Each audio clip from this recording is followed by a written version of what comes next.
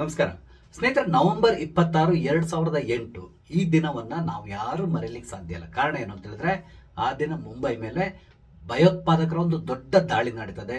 ಈ ದಾಳಿಯಲ್ಲಿ ಒಟ್ಟಿಗೆ 166 ಜನ ತಮ್ಮ ಪ್ರಾಣವನ್ನ ಕಳ್ಕೊಳ್ತಾರೆ. ಇದರಲ್ಲಿ 26 ಮಂದಿ ವಿದೇಶಿಯರು ಕೂಡ ಸೇರಿದ್ದಾರೆ. ಇಲ್ಲಿವರೆಗೆ ನಾವು ಏನ್ ತಿಳ್ಕೊಂಡಿದ್ವಿ ಅಂತ ಹೇಳಿದ್ರೆ, ಈ ದಾಳಿಯ ಹಿಂದೆ ಪಾಕಿಸ್ತಾನ ಇತ್ತು.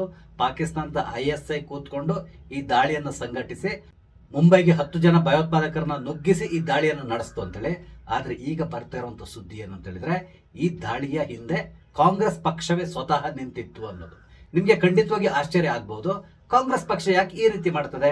ನಮ್ಮ ದೇಶದ ಜನರನ್ನ ಕೊಲ್ಲಿಕ್ಕಾಗಿ ಪಾಕಿಸ್ತಾನದಿಂದ ಭಯೋತ್ಪಾದಕರನ್ನ ಇವರು ಕರೆಸಿ ಈ ರೀತಿಯಾದಂತ ಕೃತ್ಯವನ್ನ ಮಾಡಿದ್ರ? ಈ ರೀತಿಯಾದಂತ ಸಂದೇಹ ಖಂಡಿತವಾಗಿ ನಿಮ್ಗೆ ಬಂದೇ ಬರ್ತದೆ. ಆದ್ರೆ ಈ ದಾಳಿಯ ಹಿಂದೆ ಕಾಂಗ್ರೆಸ್ ಪಕ್ಷ ಕೂಡ ಇತ್ತು. ಕಾಂಗ್ರೆಸ್ ಪಕ್ಷ ISI ಜೊತೆಗೆ ಕೈ ಜೋಡಿಸಿತ್ತು. ಈ ರೀತಿಯಾದಂತಹ ಸುದ್ದಿ ಈಗ ಹೊರ ಬೀಳ್ತಾ ಇದೆ. ಒಂದ್ ವೇಳೆ ಆ ರೀತಿ ಏನಾದ್ರು ಆಗಿದ್ದಿದ್ರೆ ಕಾಂಗ್ರೆಸ್ ಪಕ್ಷ ಈ ರೀತಿಯಾಗಿ ಯಾಕೆ ನಡ್ಕೋಬೇಕಿತ್ತು? ಅದರಿಂದಾಗಿ ಅವ್ರಿಗೆ ಏನ್ ಲಾಭ ಇತ್ತು? ಈ ರೀತಿಯಾದಂತಹ ಹಲವಾರು ಪ್ರಶ್ನೆ ಮೂಡ್ತದೆ. ಖಂಡಿತವಾಗಿಯೂ ಇಲ್ಲಿ ಕಾಂಗ್ರೆಸ್ ಪಕ್ಷ ಒಂದು ಎಜೆಂಡಾವನ್ನ ಇಟ್ಕೊಂಡು ಕೆಲಸ ಮಾಡೋದ್ ರೀತಿಯಲ್ಲಿ ಕಾಣಿಸ್ತಾ ಇದೆ. ಹಾಗಾದ್ರೆ ಆ ದಿನ ಏನೆಲ್ಲ ನಡೀತು? ಆ ದಾಳಿ ನಡೆಯೋದಕ್ಕಿಂತಲೂ ಮೊದಲು ತೆರೆಮರೆಯಲ್ಲಿ ಏನೆಲ್ಲ ನಡೆದಿತ್ತು? ದಾಳಿಯ ಸಂದರ್ಭದಲ್ಲಿ ಏನೆಲ್ಲ ಆಯ್ತು? ದಾಳಿ ನಡೆದ ನಂತರ ಏನೆಲ್ಲ ಆಯ್ತು? ಈ ವಿಷಯಗಳಿಗೆ ಸಂಬಂಧಪಟ್ಟಂತೆ ಕೆಲವೊಂದು ಮಾಹಿತಿಗಳನ್ನು ನಾನು ನಿಮ್ ಜೊತೆ ಹಂಚಿಕೊಳ್ತಾ ಇದ್ದೇನೆ. ಸ್ನೇಹಿತರೆ, ನಿಮ್ಮೆಲ್ಲರನ್ನು ಕಾಫಿ ವಿತ್ ಡಿಜಿಟಲ್ ಚಾನಲ್ಗೆ ಸ್ವಾಗತಿಸ್ತಾ ಇದ್ದೇನೆ. ಸ್ನೇಹಿತರೆ, ನಿನ್ನೆಯಿಂದ ಒಂದು ವಿಷಯ ಇಡೀ ದೇಶದಾದ್ಯಂತ ಬಹಳಷ್ಟು ಸದ್ದು ಮಾಡ್ತಾ ಇದೆ. ಸೋಷಿಯಲ್ ಮೀಡಿಯಾದಲ್ಲೂ ಕೂಡ ಈ ಸುದ್ದಿಗಳು ಬರ್ತಾ ಇದೆ. ಹಾಗೇನೆ ಬಹಳಷ್ಟು ಜನ ಇದ್ರ ಬಗ್ಗೆನೇ ಡಿಸ್ಕಸ್ ಮಾಡ್ತಾ ಇದ್ದಾರೆ. ಹಾಗಾದ್ರೆ ಆ ವಿಷಯ ಏನು ಅಂತೇಳಿ ಕೇಳಿದ್ರೆ, 26/11 ಮುಂಬೈ ದಾಳಿ ಏನಿದೆ, ಈ ದಾಳಿ ಸಂಬಂಧಪಟ್ಟಂತೆ ಒಂದಿಷ್ಟು ಸ್ಫೋಟಕ ಮಾಹಿತಿಗಳು ಈಗ ಹೊರಬಿದ್ದಿದೆ.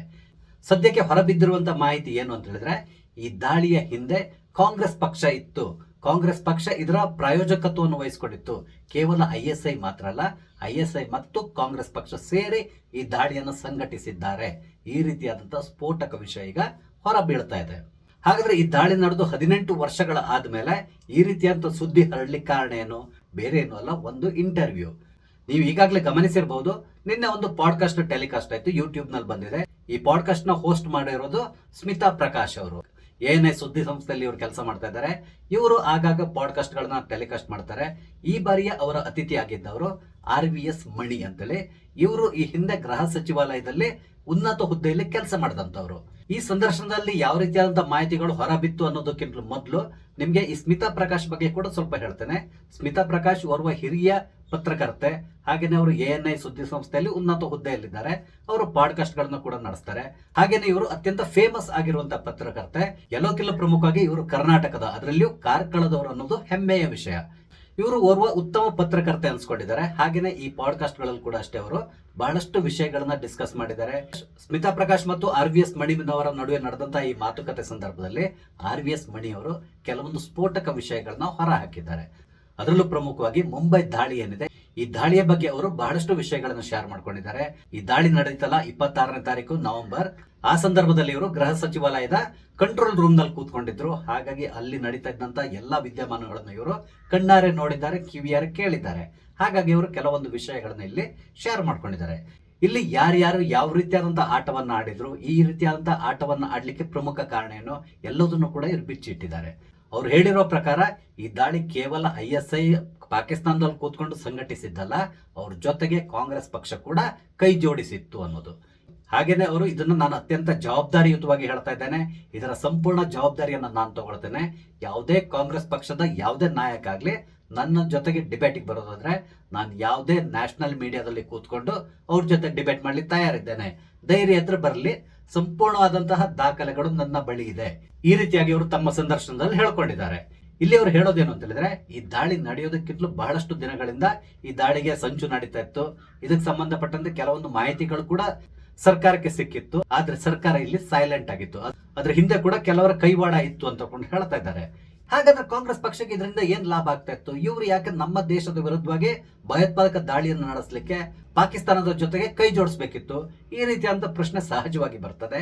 ಇದರ ಮೂಲ ಉದ್ದೇಶ ಏನಾಗಿತ್ತು ಅಂತ ಹೇಳಿದ್ರೆ, ಈ ಸಂಪೂರ್ಣ ದಾಳಿಯ ಹೊಣೆಯನ್ನ RSS ತಲೆ ಕಟ್ಟೋದು ಅಥವಾ ಹಿಂದೂಗಳ ತಲೆ ಕಟ್ಟೋದು.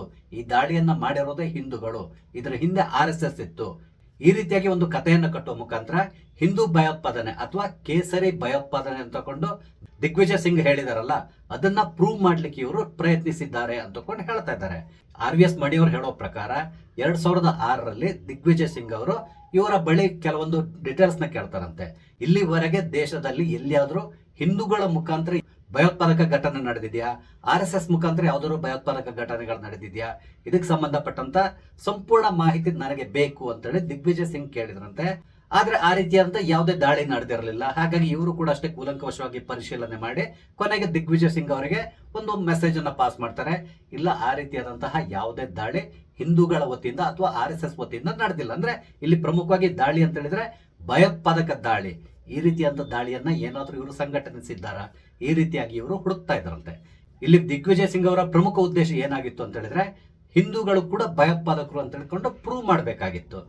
ಇಲ್ಲಿ ಕಾಂಗ್ರೆಸ್ ಪಕ್ಷದವರಿಗೆ ಒಂದು ಸಮಸ್ಯೆ ಉಂಟಾಗ್ತಾ ಇತ್ತು. ಅದೇನು ಅಂತ ಹೇಳಿದ್ರೆ ಸಾಮಾನ್ಯವಾಗಿ RSS ನವರು ಇರ್ಬೋದು, ಬಿಜೆಪಿ ಅವರು ಇರ್ಬೋದು, ಯಾವಾಗಲೂ ಕೂಡ ಈ ವಿಷಯವನ್ನ ಇಟ್ಕೊಂಡು ಒಂದು ಸಮುದಾಯದವ್ರನ್ನ ಟಾರ್ಗೆಟ್ ಮಾಡ್ತಾ ಇದ್ರು. ಹಾಗಾಗಿ ದಿಗ್ವಿಜಯ್ ಸಿಂಗ್ ಅಂಡ್ ಟೀಮ್ ಏನ್ ಮಾಡ್ಲಿಕ್ಕೆ ಪ್ರಯತ್ನಿಸ್ತಾ ಇತ್ತು ಅಂತ ಹೇಳಿದ್ರೆ ಕೇವಲ ಅವ್ರು ಮಾತ್ರ ಅಲ್ಲ, ಹಿಂದೂಗಳಲ್ಲೂ ಕೂಡ ಭಯೋತ್ಪಾದಕರಿದ್ದಾರೆ, ಕೇಸರಿ ಭಯೋತ್ಪಾದನೆ ಅಂತ ಹೇಳ್ಕೊಂಡು ಒಂದು ಹೊಸ ಶಬ್ದವನ್ನೇ ಹುಟ್ಟು ಹಾಕಿದವರು ದಿಗ್ವಿಜಯ್ ಸಿಂಗ್. ಹಾಗಾಗಿ ದಿಗ್ವಿಜಯ್ ಸಿಂಗ್ ಏನೋ ಒಂದು ಮಾಡ್ಲಿಕ್ಕೆ ಹೊರಟಿದ್ರು ಅನ್ಸ್ತದೆ. ಅದಕ್ಕಾಗಿ ಅವರು ಬಹಳಷ್ಟು ರಿಸರ್ಚ್ ಮಾಡ್ತಾ ಇದ್ರು. ಆದ್ರೆ ಯಾವುದೇ ರೀತಿಯಾದಂತಹ ಘಟನೆಗಳು ಅವರು ಸಿಗ್ಲಿಲ್ಲ. ಆ ನಂತರ ಅವರು ಈ ರೀತಿಯಾದಂತಹ ಪ್ಲಾನ್ ನ ಮಾಡಿರಬಹುದು ಅಂತ ಹೇಳ್ಕೊಂಡು ಇಲ್ಲಿ RVS ಮಣಿ ಅವರು ಹೇಳ್ತಾ ಇದ್ದಾರೆ. ಮುಂಬೈ ದಾಳಿ ನಡೆಯೋದಕ್ಕೂ 2 ದಿನ ಮೊದಲು ಪಾಕಿಸ್ತಾನದ ನೀರಿನಿಂದ ಇಂಟರ್ನ್ಯಾಷನಲ್ ವಾಟರ್ಗೆ ಬರ್ತಾ ಇದ್ದಂತಹ ಒಂದು ಹಡಗು, ಒಂದು ಸಂಶಯಾಸ್ಪದವಾಗಿ ಓಡಾಡ್ತಾ ಇದ್ದಂತಹ ಒಂದು ಹಡಗನ್ನ ಭಾರತೀಯ ನೌಕಾಪಡೆ ಮತ್ತು ಕೋಸ್ಟಲ್ ಗಾರ್ಡ್ನವರು ನೋಡ್ತಾರೆ. ಇವರಿಗೆ ಅದ್ರ ಮೇಲೆ ಡೌಟ್ ಬರ್ತದೆ, ಯಾಕೆ ಈ ರೀತಿಯಾಗಿ ಅನುಮಾನಾಸ್ಪದವಾಗಿ ಓಡಾಡ್ತಾ ಇದೆ ಅಂತೇಳಿ. ತಕ್ಷಣ ಇವರು ಆ ಹಡಗಿನ ಮೇಲೆ ನಿಗಾವನ್ನ ಇಡ್ತಾರೆ. ಹಾಗೆಯೇ ರಕ್ಷಣಾ ಸಚಿವಾಲಯಕ್ಕೆ ಇದಕ್ಕೆ ಸಂಬಂಧಪಟ್ಟಂತೆ ಒಂದು ಸಂದೇಶವನ್ನು ಕೂಡ ರವಾನೆ ಮಾಡ್ತಾರೆ. ನೋಡಿ, ಈ ರೀತಿಯಾಗಿ ಒಂದು ಹಡಗು ಅತ್ಯಂತ ಸಂಶಯಾಸ್ಪದವಾಗಿ ಚಲಿಸ್ತಾ ಇದೆ, ನಾವು ಇದನ್ನ ಅಡ್ಡಗಟ್ಟಬಹುದಾ, ಇಲ್ಲಿ ಏನ್ ನಡೀತದೆ ಅಂತ ಚೆಕ್ ಮಾಡಬಹುದಾ, ಈ ರೀತಿಯಾಗಿ ಪರ್ಮಿಷನ್ ಗಾಗಿ ಕೇಳಿದ್ರು. ಆಗ ಸ್ವಲ್ಪ ವೇಟ್ ಮಾಡಿ ನಾವು ನಿಮ್ಗೆ ಹೇಳ್ತೇವೆ ಅಂತೇಳಿ ಹೇಳಿದ್ರು. ಕೊನೆಗೆ ಇವ್ರಿಗೆ ಬಂದಂತ ಉತ್ತರ ಏನು ಅಂತ ಹೇಳಿದ್ರೆ, ಇಲ್ಲ ಬಿಟ್ಬಿಡಿ, ಆ ಹಡಗನ್ನ ಅದರಷ್ಟಕ್ಕೆ ಅದಕ್ಕೆ ಹೋಗ್ಲಿ ಬಿಡಿ, ನೀವು ಬೇರೆ ಕೆಲಸಗಳ ಮೇಲೆ ಗಮನ ಹರಿಸಿ ಅಂತಕೊಂಡು ಕೋಸ್ಟಲ್ ಗಾರ್ಡ್ ಮತ್ತು ಇಂಡಿಯನ್ ನೇವಿ ಅವರನ್ನ ಅಲ್ಲಿಂದ ಡೈವರ್ಟ್ ಮಾಡಿದ್ರಂತೆ. ಈ ಹಡಗಿನಲ್ಲಿ ಭಯೋತ್ಪಾದಕರು ಸಂಚರಿಸ್ತಾ ಇದ್ರು. ಅಲ್ಲಿಂದ ಅವ್ರು ಮುಂದ್ಗಡೆ ಬಂದು ಭಾರತೀಯ ಒಂದು ಬೋಟ್ ಅನ್ನ ಹೈಜಾಕ್ ಮಾಡಿ ಆ ಬೋಟ್ ಮುಖಾಂತರ ಮುಂಬೈ ತೀರವನ್ನು ಸೇರಿದ್ರು. ಇಷ್ಟು ಆ ದಿನ ನಡೆದಂತಹ ಘಟನೆ. ಅವರು 26ನೇ ತಾರೀಕು ರಾತ್ರಿ ಸುಮಾರು ಒಂದು 8-8:30 ಸಂದರ್ಭದಲ್ಲಿ ಮುಂಬೈ ತೀರವನ್ನು ತಲುಪ್ತಾರೆ. 9:20 ಪ್ರಥಮ ದಾಳಿ ಇವರ ಕಡೆಯಿಂದ ಪ್ರಾರಂಭ ಆಗ್ತದೆ. ಆ ನಂತರ ಏನೆಲ್ಲ ಆಯ್ತು ಅನ್ನೋದು ನಿಮ್ಗೆ ಗೊತ್ತಿದೆ. ಛತ್ರಪತಿ ಶಿವಾಜಿ ಟರ್ಮಿನಸ್ ಮೇಲೆ ದಾಳಿ ನಡೀತದೆ. ಹಾಗೇನೆ ಒಂದು ಫೇಮಸ್ ಆಗಿರುವಂತಹ ಕೆಫೆ ಮೇಲೆ ದಾಳಿ ನಡೀತದೆ. ಒಬೇರಾಯ್ ಹೋಟೆಲ್ ಮೇಲೆ ದಾಳಿ ನಡೀತದೆ. ನಂತರ ತಾಜ್ ಹೋಟೆಲ್ ಮೇಲೆ ಕೂಡ ದಾಳಿ ನಡೀತದೆ. ಈ ರೀತಿಯಾಗಿ ದಾಳಿ ನಡೀತಾ ಇರೋ ಸಂದರ್ಭದಲ್ಲಿ ಈ ದಾಳಿಯನ್ನ ಹಿಮ್ಮೆಟ್ಟಿಸ್ಲಿಕ್ಕೆ ಮುಂಬೈ ಪೊಲೀಸರು ಬಹಳಷ್ಟು ಹೆಣಗಾಡ್ತಾರೆ. ಆದ್ರೆ ಇಲ್ಲಿ ಭಯೋತ್ಪಾದಕರ ಕೈಯೇ ಮೇಲಾಗಿತ್ತು ಅಂತೇಳಿ ಹೇಳ್ಬೋದು. ಇವರು ಕೆಲವ್ರನ್ನ ಹೊಡೆದು ಉಳಿಸಿದ್ರು, ಆದ್ರೂ ಕೂಡ ಕೆಲವು ಭಯೋತ್ಪಾದಕರು ಉಳ್ಕೊಂಡಿರ್ತಾರೆ. ತಕ್ಷಣ ಗೃಹ ಸಚಿವಾಲಯದಲ್ಲಿ ಬಹಳಷ್ಟು ಮೀಟಿಂಗ್ಗಳು ಪ್ರಾರಂಭ ಆಗ್ತದೆ. ಈ ದಾಳಿಯನ್ನ ಹೇಗೆ ತಡೆಗಟ್ಟಬೇಕು, ಈ ವಿಷಯಗಳಿಗೆ ಸಂಬಂಧಪಟ್ಟಂತೆ ಬಹಳಷ್ಟು ಮೀಟಿಂಗ್ಗಳು ಪ್ರಾರಂಭ ಆಗ್ತದೆ. ಆ ಸಂದರ್ಭದಲ್ಲಿ ನಮ್ಮ ದೇಶದ ಗೃಹ ಸಚಿವರಾಗಿದ್ದಂತವರು ಶಿವರಾಜ್ ಪಾಟೀಲ್, ನಿಮ್ಗೆ ಗೊತ್ತಿರಬಹುದು, ಶಿವರಾಜ್ ಪಾಟೀಲ್ ಯಾವಾಗ್ಲೂ ಕೂಡ ಅಷ್ಟೇ ಟಾಕು ಟೇಕ್ ಆಗಿ ಡ್ರೆಸ್ ಮಾಡ್ಕೊಂಡು ಓಡಾಡುವಂತ ಮನುಷ್ಯ. ಆದ್ರೆ ಇವ್ರನ್ನ ಸಂಪೂರ್ಣವಾಗಿ ಕಂಟ್ರೋಲ್ ಮಾಡ್ತಾ ಇದ್ದದ್ದು ಯಾರು ಕೇಳಿದ್ರೆ ದಿಗ್ವಿಜಯ್ ಸಿಂಗ್ ಅಂತ ತಗೊಂಡು ಹೇಳ್ತಾರೆ. ಈ ಹೋಮ್ ಡಿಪಾರ್ಟ್ಮೆಂಟ್ ಏನಿದೆ, ಆ ಡಿಪಾರ್ಟ್ಮೆಂಟ್ ಸಂಪೂರ್ಣವಾಗಿ ದಿಗ್ವಿಜಯ್ ಸಿಂಗ್ ಕೈಲಿತ್ತು ಅಂತೇಳಿ ಹೇಳ್ತಾರೆ. ಅಂದ್ರೆ ದಿಗ್ವಿಜಯ್ ಸಿಂಗ್ ಏನ್ ಹೇಳ್ತಾರೋ ಅದೇ ಅಲ್ಲಿ ನಡೀತಾ ಇತ್ತು. ಈ ಶಿವರಾಜ್ ಪಾಟೀಲ್ ಹೆಸರಿಗೆ ಮಾತ್ರ ಹೋಮ್ ಮಿನಿಸ್ಟರ್ ಆಗಿದ್ರೆ ಹೊರತು ಅವರ ಯಾವ ಮಾತು ಕೂಡ ಅವರ ಡಿಪಾರ್ಟ್ಮೆಂಟ್ ನಡೀತಾ ಇಲ್ಲ ಅಂತೇಳಿ ಹೇಳ್ತಾ ಇದ್ದಾರೆ. ಸಂಪೂರ್ಣವಾಗಿ ದಿಗ್ವಿಜಯ್ ಸಿಂಗ್ ಈ ಒಂದು ಡಿಪಾರ್ಟ್ಮೆಂಟ್ ಅನ್ನ ಟೇಕ್ ಓವರ್ ಮಾಡಿದ್ದಾರೆ ಅಂತ ಕೂಡ ಇಲ್ಲಿ PVS ಮಣಿ ಅವರು ಹೇಳಿದ್ದಾರೆ. ನಂತರ ಮುಂಬೈಗೆ NSG ಕಮಾಂಡೋಗಳನ್ನ ತಕ್ಷಣ ಕಳಿಸಬೇಕು ಅನ್ನುವ ನಿರ್ಧಾರವನ್ನು ತಗೊಳ್ತಾರೆ ಗೃಹ ಸಚಿವರು. ಆದ್ರೆ NSG ಅನ್ನ ಕಳಿಸೋದ್ರಲ್ಲಿ ಬಹಳಷ್ಟು ವಿಳಂಬವನ್ನ ಮಾಡ್ತಾರೆ. ಕಾರಣ ಏನು ಅಂತ ಹೇಳಿದ್ರೆ ಇವರ ಬಳಿ ಸರಿಯಾದಂತಹ ವಿಮಾನವೇ ಇರೋದಿಲ್ಲ. NSG ಕಮಾಂಡೋಗಳು ಕಾಯ್ತಾ ಕೂತ್ಕೊಂಡಿದ್ರು, ವಿಮಾನ ಈಗ ಬರ್ಬೋದು, ಸ್ವಲ್ಪ ಹೊತ್ತು ಬರ್ಬೋದು ಅಂತೇಳಿ. ಆದ್ರೆ ವಿಮಾನ ಬರೋದ್ರಲ್ಲಿ ಬಹಳಷ್ಟು ತಡ ಆಯ್ತು. ಇದರ ನಡುವೆ PVS ಮಣಿಯವರು ಹೇಳೋ ಪ್ರಕಾರ NSG ಕಮಾಂಡೋಗಳು ಹೋಗೋದು ತಡ ಆಗ್ತಾ ಇರೋದ್ರಿಂದ ತಕ್ಷಣ CRPF ಮತ್ತು CISF ಸಿಬ್ಬಂದಿಯನ್ನ ಈ ಜಾಗಕ್ಕೆ ಕಳಿಸಿ ಈ ಭಯೋತ್ಪಾದಕರನ್ನ ತಡೆಗಟ್ಟುವಂತ ಕೆಲಸ ಮಾಡಬೇಕು, ಈ ರೀತಿಯಾಗಿ ಸಲಹೆಯನ್ನ ಕೊಟ್ಟರಂತೆ PVS ಮಣಿಯವರು. ಆಗ ಇವರ ಮೇಲಧಿಕಾರಿ, ಇಲ್ಲ ಆ ರೀತಿ ಮಾಡ್ಲಿಕ್ಕೆ ಹೋಗೋದು ಬೇಡ, ಯಾಕಂತ ಹೇಳಿದ್ರೆ ನಾಳೆಗೆ ಏನಾದ್ರೂ ಹೆಚ್ಚು ಕಡಿಮೆ ಆದ್ರೆ ಎಲ್ಲವೂ ನಮ್ಮ ತಲೆ ಮೇಲೆ ಬರ್ತದೆ, ಸಾಯುವರು ಸಾಯ್ಲಿ ಬಿಡಿ, ನಾವೇನು ಮಾಡ್ಲಿಕ್ಕೆ ಆಗಲ್ಲ, ಇಲ್ಲಿಂದ NSG ಕಮಾಂಡೋಗಳು ಹೋಗುವವರೆಗೂ ಕೂಡ ಸುಮ್ಮನೆ ಇದ್ದು ಬಿಡಿ ಅಂತೇಳಿ ಹೇಳಿದ್ರಂತೆ. ಒಂದ್ ವೇಳೆ CRPF ಮತ್ತು CISF ಸಿಬ್ಬಂದಿಯನ್ನ ಅಲ್ಲಿ ಕಳಿಸೋದಾದ್ರೆ ಅವರು ಮುಂಬೈನಲ್ಲೇ ಅವೈಲೇಬಲ್ ಇದ್ರು, ಅವ್ರನ್ನ ತಕ್ಷಣ ಅಲ್ಲಿ ಮೂವ್ ಮಾಡಬಹುದಿತ್ತು. ಆದ್ರೆ ಆ ರೀತಿಯಾದಂತಹ ಕೆಲಸವನ್ನ ಇಲ್ಲಿ ಸರ್ಕಾರ ಮಾಡ್ಲಿಲ್ಲ. ಕೇವಲ ಪೊಲೀಸರನ್ನ ಬಿಟ್ಟು, ನಿಮ್ಗೆ ಗೊತ್ತಲ್ಲ ನಮ್ಮ ಪೊಲೀಸರ ಬಳಿ ಯಾವ ರೀತಿಯಾದಂತಹ ಬಂದೂಕುಗಳಿದೆ ಅಂತ ಹೇಳ್ಕೊಂಡು ಆ ಬಂದೂಕುಗಳನ್ನ ಹಿಡ್ಕೊಂಡು AK-47 ಹಿಡ್ಕೊಂಡಂತಹ ಭಯೋತ್ಪಾದಕರನ್ನ ಇವರು ಎದುರಿಸ್ತಾ ಇದ್ರು. ಪರಿಸ್ಥಿತಿ ಯಾವ ರೀತಿ ಇತ್ತು ಅನ್ನೋದು ನೀವು ಆ ದಿನ ಆ ಸಂದರ್ಭದಲ್ಲಿ ಟಿವಿಯಲ್ಲಿ ನೋಡಿರ್ಬೋದು. ಡೈರೆಕ್ಟ್ ಟೆಲಿಕಾಸ್ಟ್ ಕೂಡ ಮಾಡ್ತಾ ಇದ್ರು ಅದನ್ನ ನೀವು ನೋಡಿದ್ರೆ ನಿಮ್ಗೆ ಅರ್ಥ ಆಗಿರ್ಬೋದು ಈ ಪರಿಸ್ಥಿತಿ ಹೇಗಿತ್ತು ಅಂತಕೊಂಡು. ಕೊನೆಗೂ ದೆಹಲಿಗೆ ಈ NSG ಕಮಾಂಡೋಗಳನ್ನ ಕರ್ಕೊಂಡು ಹೋಗ್ಲಿಕ್ಕೆ ವಿಮಾನ ಬಂತು, ಲ್ಯಾಂಡ್ ಆಯ್ತು. NSG ಕಮಾಂಡೋಗಳು ಕೂಡ ಅಷ್ಟೇ ವಿಮಾನವನ್ನ ಹತ್ತಿ ಕುಳಿತರು, ಆದ್ರೂ ಕೂಡ ವಿಮಾನ ಟೇಕ್ ಆಫ್ ಆಗ್ಲಿಲ್ಲ. ಹಾಗಾದ್ರೆ ಯಾಕೆ ಬೇಗ ಟೇಕ್ ಆಫ್ ಆಗಿಲ್ಲ ಅಂತೇಳಿ ಕೇಳಿದ್ರೆ ಅದಕ್ಕೆ ಕಾರಣ ಪುನಃ ಇದೆ ಶಿವರಾಜ್ ಪಾಟೀಲ್, ನಮ್ಮ ಗೃಹ ಮಂತ್ರಿಗಳು ಏನ್ ಹೇಳಿದ್ರು ಅಂತ ಹೇಳಿದ್ರೆ, ನಾನು ಕೂಡ ಇವ್ರ ಜೊತೆಗೆ ಮುಂಬೈಗೆ ಹೋಗ್ತಾ ಇದ್ದೇನೆ, ಹಾಗಾಗಿ ಅವ್ರಿಗೆ ವೆಯ್ಟ್ ಮಾಡ್ಲಿಕ್ಕೆ ಹೇಳಿ ನಾನು ಬರ್ತೇನೆ ಅಂತೇಳಿ ಹೇಳಿದ್ರಂತೆ. ಆದ್ರಿಂದ ವಿಮಾನ ಅವರಿಗಾಗಿ ಕಾಯ್ತಾ ಇತ್ತು, ಸಮಯ ಕಳಿತಾನೆ ಇತ್ತು. ಅದೇ ಸಂದರ್ಭದಲ್ಲಿ ಮುಂಬೈನಲ್ಲಿ ಈ ಭಯೋತ್ಪಾದಕರು ಒಬ್ರೊಬ್ಬರನ್ನ ಹುಡುಕಿ ಕೊಲ್ತಾ ಇದ್ರು. ಫಾರಿನರ್ಸ್ ಯಾರಿದ್ದಾರೆ ಅಂತೇಳಿ ನೋಡಿ ಅವ್ರನ್ನ ಟಾರ್ಗೆಟ್ ಮಾಡಿ ಕೊಲ್ತಾ ಇದ್ರು.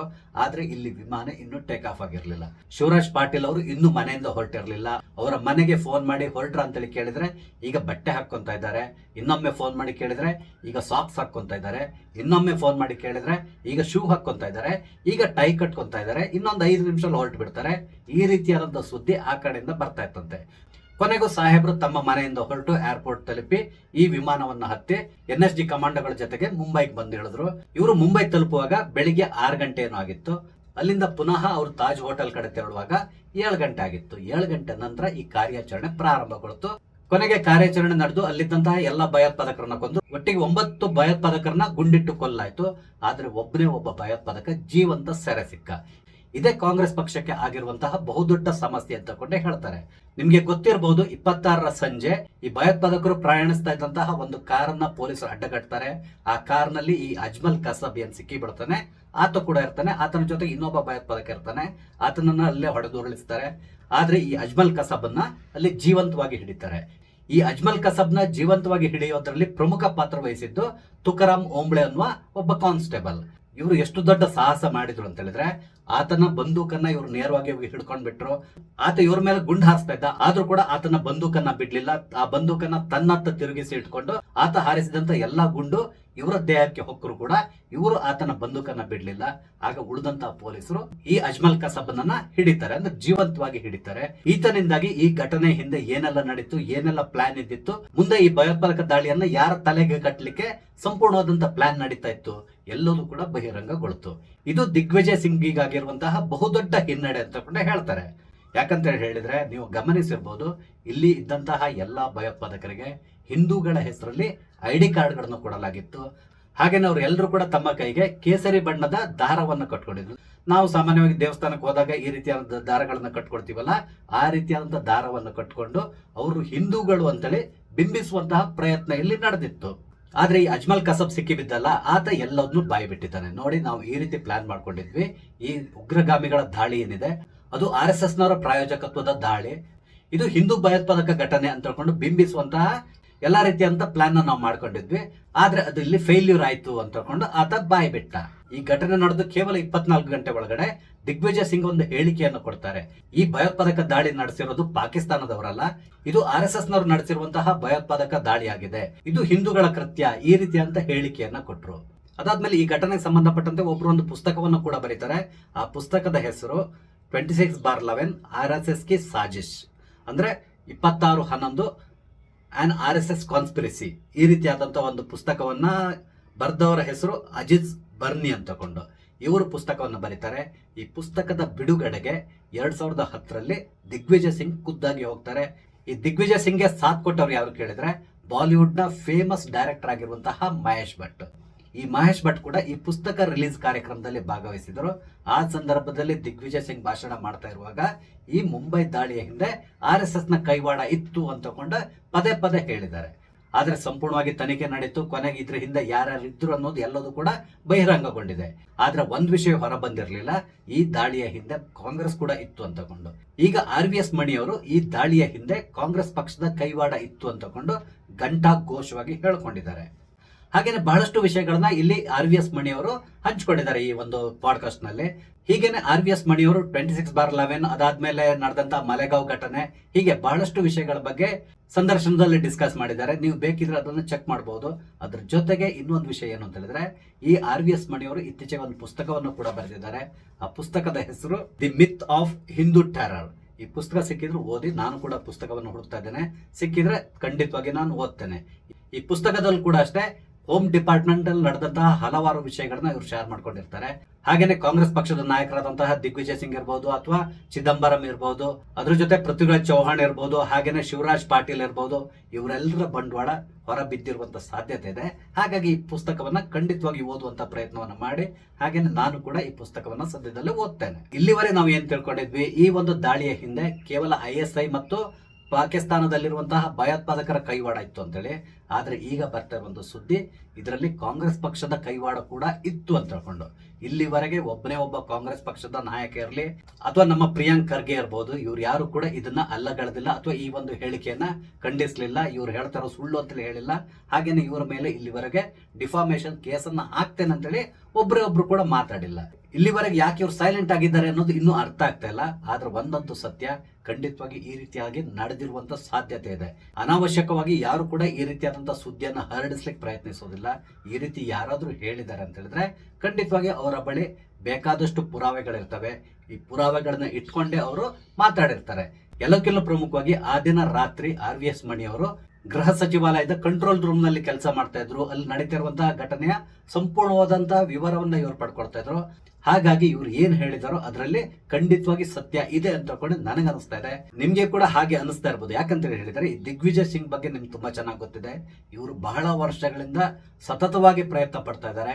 ಭಾರತದಲ್ಲಿ ಹಿಂದೂಗಳು ಕೂಡ ಭಯೋತ್ಪಾದಕ ಕೃತ್ಯಗಳಲ್ಲಿ ಭಾಗಿಯಾಗ್ತಾ ಇದ್ದಾರೆ. ಇದರಿಂದ RSS ಇದೆ, VHP ಇದೆ ಅಥವಾ ಬೇರೆ ಬಜರಂಗ ದಳ ಇದೆ, ಈ ರೀತಿಯಾಗಿ ಬಿಂಬಿಸ್ಲಿಕ್ಕೆ ಪ್ರಯತ್ನಿಸ್ತಾ ಇದ್ದಾರೆ. ಅದರ ಒಂದು ಭಾಗ ಈ ಮುಂಬೈ ದಾಳಿ ಅನಿಸ್ತದೆ. ಆದ್ರೆ ಈ ಮುಂಬೈ ದಾಳಿಯಲ್ಲಿ ದಿಗ್ವಿಜಯ್ ಸಿಂಗ್ ಅವರಿಗೆ ಶತ್ರುವಾಗಿ ಕಾಣಿಸ್ಕೊಂಡವರು ಈ ತುಕಾರಾಮ್ ಓಂಬ್ಳೆ. ಇವರು ತಮ್ಮ ಪ್ರಾಣವನ್ನ ತೆತ್ತು ಈ ಅಜ್ಮಲ್ ಕಸಬ್ನ ಸೆರೆ ಹಿಡಿದಿರೋದ್ರಿಂದಾಗಿ ಇಲ್ಲಿ ದಿಗ್ವಿಜಯ್ ಸಿಂಗ್ ಅವರಿಗೆ ಹಿನ್ನಡೆ ಆಯ್ತು ಅಂತಕೊಂಡೆ ಹೇಳ್ಬೋದು. ಸ್ನೇಹಿತರೆ, ಈ ಎಲ್ಲ ವಿಷಯಗಳ ಬಗ್ಗೆ ನಿಮ್ಗೆ ಅನಿಸ್ತದೆ? ಕಾಂಗ್ರೆಸ್ ಪಕ್ಷ ದೇಶದಲ್ಲಿ ಒಂದು ನೆರೆಟಿವ್ ನ ಸೃಷ್ಟಿ ಮಾಡ್ಲಿಕ್ಕಾಗಿ ಇಷ್ಟೊಂದು ನೀಚತನದಿಂದ ವರ್ತಿಸಿದ್ಯಾ? ತಮ್ಮ ಜನರ ಮೇಲೆ ಹೊರಗಿನಿಂದ ಭಯೋತ್ಪಾದಕರನ್ನ ಕರೆಸಿ ದಾಳಿ ಮಾಡಿಸುವಂತಹ ನೀಚತನದ ಕೆಲಸವನ್ನ ಮಾಡ್ತಾ ನಿಮ್ಮ ಅನಿಸಿಕೆಗಳನ್ನ ದಯವಿಟ್ಟು ಕಮೆಂಟ್ ಮುಖಾಂತರ ತಿಳಿಸಿ. ಹಾಗೇನೆ ಇಲ್ಲಿ ನಾನು ಹಂಚಿಕೊಂಡಂತ ವಿಷಯ ಇಷ್ಟ ಆದ್ರೆ ಲೈಕ್ ಮಾಡಿ, ಶೇರ್ ಮಾಡಿ, ದಯವಿಟ್ಟು ನನ್ನ ಚಾನಲ್ ಸಬ್ಸ್ಕ್ರೈಬ್ ಮಾಡಿ. ನಮಸ್ತೆ, ಜೈ ಹಿಂದ್.